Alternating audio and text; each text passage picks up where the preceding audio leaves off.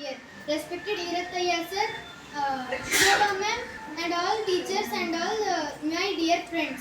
Let us start the program with Almighty blessing. Now, I would like to call Aditi from UKG to take Guru Vandana.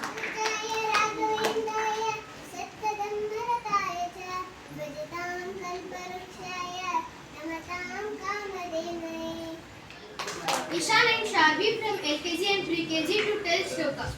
Sharvi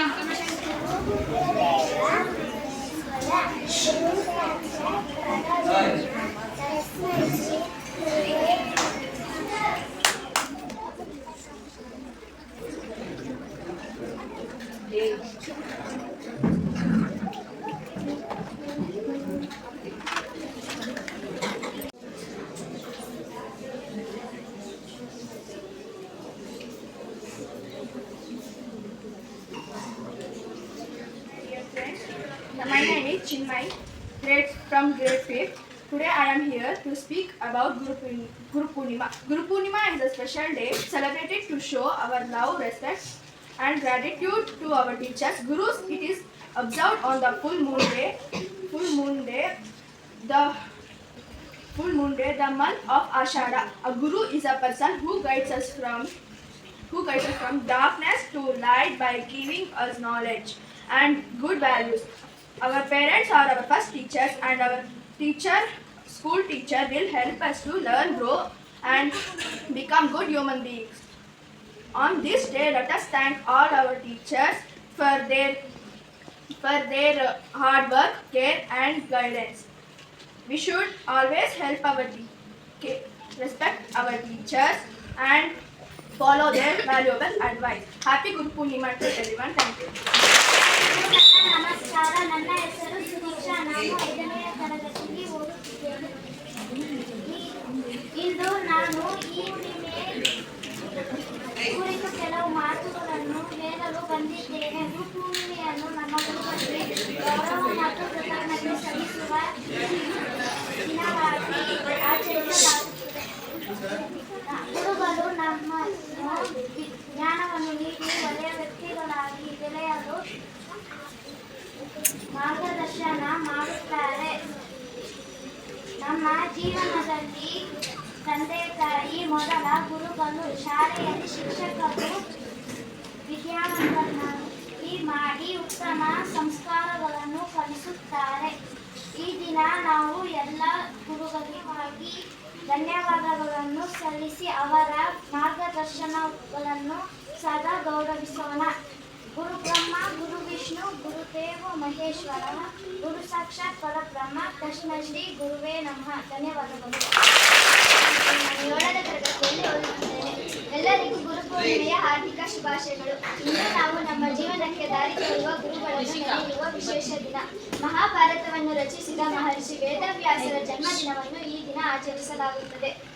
ತಂದೆ ತಾಯಿ ನಮ್ಮನ್ನು ಜಗತ್ತಿಗೆ ಪರಿಚಯಿಸಿದರೆ ಗುರುಗಳು ಬದುಕುವ ಸರಿಯಾದ ದಾರಿಯನ್ನು ತೋರಿಸುತ್ತಾರೆ. ಗುರು ಎಂದರೆ ಕೇವಲ ಪಾಠ ಮಾಡುವ ಶಿಕ್ಷಕರಲ್ಲ, ಒಳ್ಳೆಯದನ್ನು ಮತ್ತು ಕೆಟ್ಟದ್ದನ್ನು ಹೇಳಿಕೊಡುವ ಪ್ರತಿಯೊಬ್ಬರು ಗುರುವೇ. ನಮ್ಮಲ್ಲಿರುವ ಭಯವನ್ನು ಹೋಗಲಾಡಿಸಿ ಧೈರ್ಯವನ್ನು ತುಂಬುವವರು ಗುರುಗಳು. ಕೊನೆಯಲ್ಲಿ ನಮ್ಮನ್ನು ರೂಪಿಸುತ್ತಿರುವ ಎಲ್ಲಾ ಗುರುಗಳಿಗೂ ವಂದಿಸಿ ನನ್ನ ಮಾತುಗಳನ್ನು ಮುಗಿಸುತ್ತೇನೆ. ಧನ್ಯವಾದಗಳು.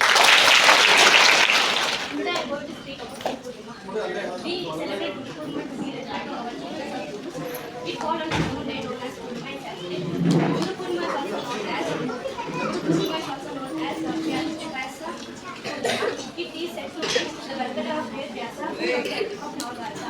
A guru is a person who shares his knowledge and wisdom to the disciples is known as guru. People pay homage to their appointed guru and office they also respect all their teachers. It is said to achieve goals which we should have a good guru. Guru can also find in mother, brother, father, sister, or anyone who guides you to move in peace of path and existence.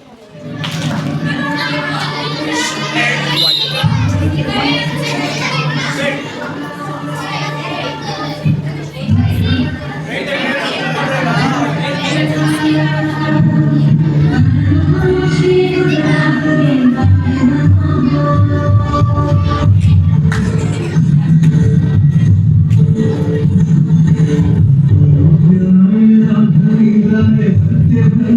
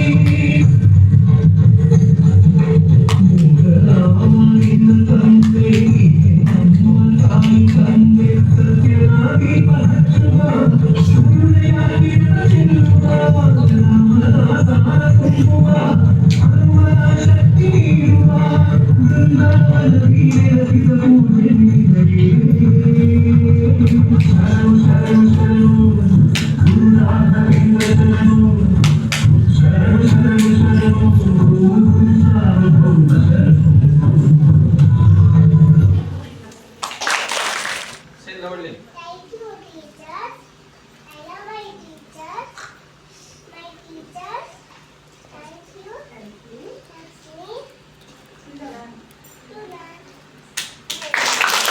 ಗುರು ಅಂದ್ರೆ ಯಾರು? Teacher. Teacher ಅಂದ್ರೆ ಯಾರು? ಗುರು ಅಂದ್ರೆ very good. ಗುರು ಅಂದ್ರೆ teacher, teacher ಅಂದ್ರೆ ಗುರು. ನಮ್ಮ ಶಾಲಾ ಪಠ್ಯ ಪುಸ್ತಕದಲ್ಲಿ ಬುಕ್ ಇದೆ, ಹೌದಲ್ವರಾ? ನೀವೇ ಓದ್ಕೋಬೋದಲ್ಲ, ಯಾಕೆ ನಿಮ್ ಕೈಲಾಗೋದಿಲ್ಲ? ಓದೋದು ಈಸಿ, ಅದನ್ನ ಅರ್ಥೈಸ್ಕೊಂಡು ಗ್ರಹಿಸ್ಕೊಳ್ತಕ್ಕಂಥ ಸ್ವಲ್ಪ ಕಷ್ಟ. ಅದಕ್ಕೆ ಮಾರ್ಗದರ್ಶನ ನೀಡ್ತಕ್ಕಂಥವ್ರು ಯಾರು? ಗುರು. ಅವರೇ ಟೀಚರ್ಸ್.